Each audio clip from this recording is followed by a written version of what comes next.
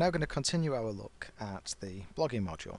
This is where we left off, looking at the public view of the blogs without the tool to do updates.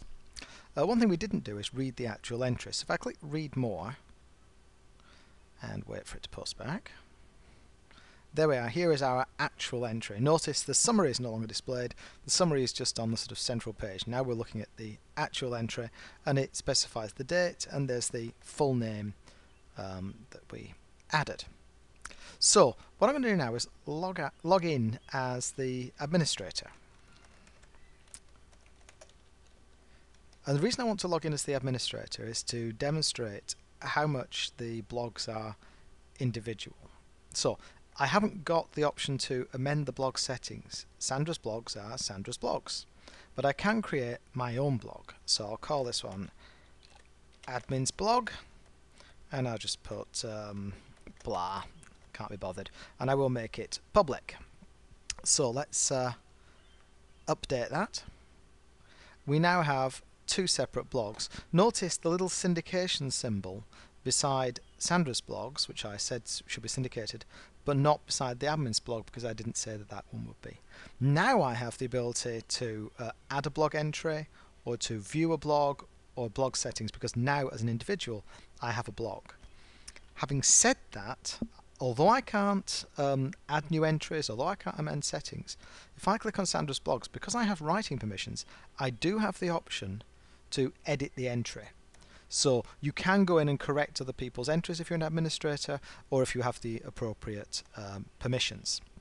I'm not going to make any changes there, so I'll click cancel.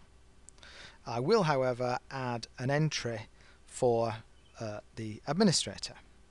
And because I've no sub-blogs, it's just a question of entering it directly. And I'll put hobbits, like comfort, and summary, in a hole in the ground, and then down here there lived a hobbit, not a dry, bare, sandy hole, nor yet a wet one, filled with ooze and the ends of worms. It was a hobbit hole, and that means comfort. I'll say just a bit of stuff in there. I will publish it, I will allow users to comment, and I'll click update. Now we have this blog entry. Over here we can view all recent entries. So here is the most recent entry at the top, and then the entry in a different blog down here. I can go and read the individual entries. I could make comments on it.